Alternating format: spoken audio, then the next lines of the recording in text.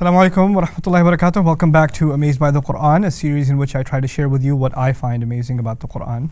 Today I want to start this conversation briefly with a description of the difference between nouns and verbs. That'll help you appreciate the ayat that I want to talk about, okay? So by definition, nouns like apple, tree, happiness, etc. Nouns don't have a tense. They're not past or present or future. They're timeless in that sense. So rhetorically speaking, a noun is considered timeless. Verbs, on the other hand, have tense, past tense or present tense or future tense. Even the imperative is in the present tense in the sense. So tenses or verbs are temporary because they are caged in time. Okay, so nouns are timeless and verbs are caged in time. Now, what happens in the Arabic language, interestingly, is sometimes when you're talking about an act, you can actually use a noun or a verb. And when you translate that into the English language, when you translate it in the Qur'an, for example, an average translation, we don't have that luxury in English, so we always translate it as a verb. Right? So you don't get to see that sometimes what we're thinking is a verb was actually used as a noun in the Qur'an. Right? Because they're just exactly the same way that would be translated. So, for instance, not in the Qur'an, but in regular Arabic, ajlisu, I'm sitting. Ana jalis, I'm sitting. While ajlisu is a verb and jalis is a noun. So you wouldn't you'd translate the same way, I'm sitting. Okay. Now let's appreciate the rhetorical difference as is used in the Qur'an. It's very subtle. So I'll give you 3 examples of that in order of complexity. The first example is about hypocrites talked about in Surah Al-Baqarah. And Allah says that when they come to believers, they say that they believe. وَإِذَا لَقُوا الَّذِينَ آمَنُوا قَالُوا آمَنَّا. When they are in the company of believers, they would say that they have believed. وَإِذَا خَلَوْا إِلَى شَيَاطِينِهِمْ قَالُوا إِنَّا مَعَكُمْ إِنَّمَا نَحْنُ مُسْتَهْزِئُونَ. When they're in the company of their devils, their shayateen, they say, we're with you, we're just joking. So now you've got we believe and we're joking, which in the English language are both verbs. Interestingly enough, in the Arabic though, we believe is said as amanna, which is a verb. Now remember, verbs are temporary, and joking is mustahzi'un, which is a noun. Like you wouldn't see that in translation. They'll just say joking and you'll think it's a verb, but it's a noun. Now what does that imply? The rhetorical implication thus is that these hypocrites, their long-term permanent allegiances lie with those who they speak in the long-term sense, meaning they're devils. Yes, they try to have loyalties on both sides, but they're long loyalties and their constancy is with the shayateen, with the devils, subhanAllah. And that's how Allah exposes where they lean more. Now the second case.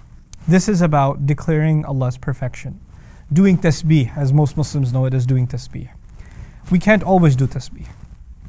Tasbih is not something that I can do constantly. We do it after salah, we do it when we're remembering Allah, etc.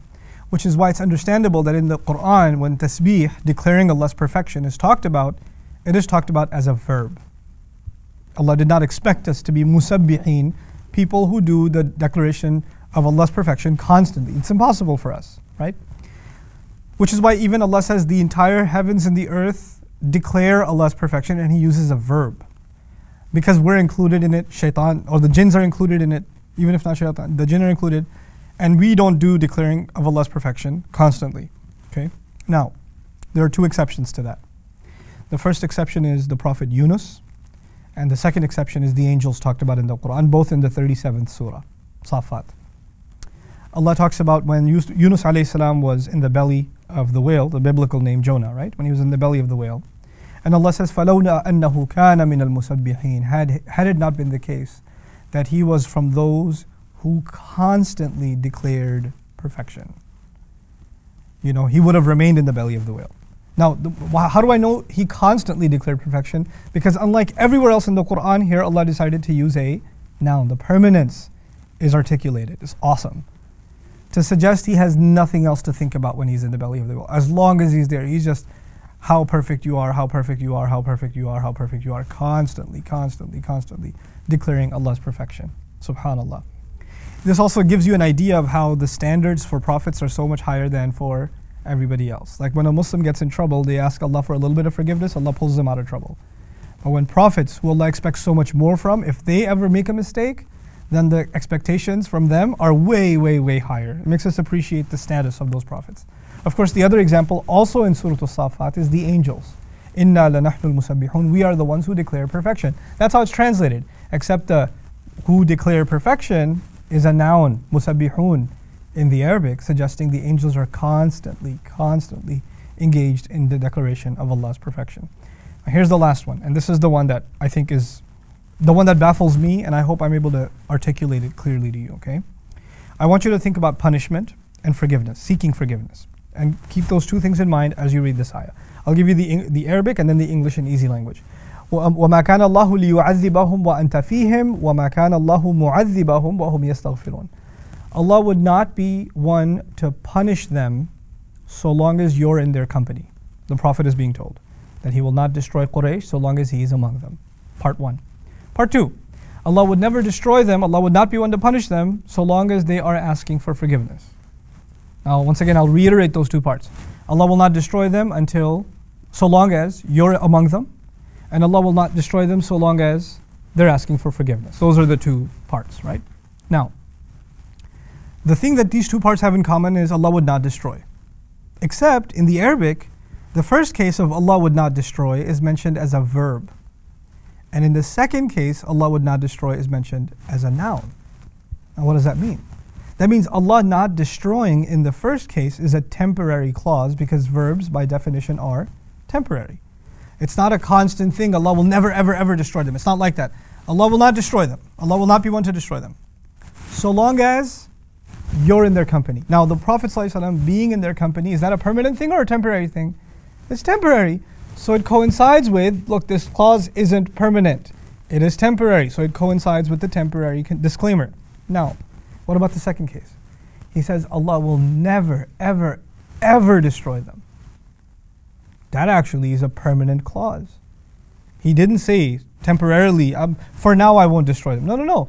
He will never, ever destroy them. How do we know that? The noun is being used. وَمَا كَانَ اللَّهُ مُعَذِّبَهُم. Okay, so what do they have to do to be permanently saved from Allah's destruction? He says, وَهُمْ يَسْتَغْفِرُونَ, so long as they are asking for forgiveness. Now here's the kicker.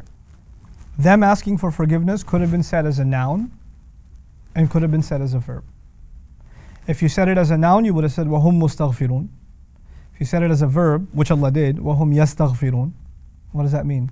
That means they're not always asking for forgiveness, so long as once in a while they ask for forgiveness and they're not constantly begging for forgiveness, I won't destroy them. Had that been a noun, the condition from Allah would have been, unless you are in the constant engagement of begging me for forgiveness, I'm going to destroy you. But he said, at least give me some istighfar. There's a mercy of Allah that he used a verb here. وَهُمْ يَسْتَغْفِرُونَ. Look at the flip side. وَمَا كُنَّا مُهْلِكِ الْقُرَىٰ إِلَّا وَأَهْلُهَا ظَالِمُونَ. It's so awesome. Allah talks about history. This was about what he would never do in the future, right? So we'll wrap it up with history.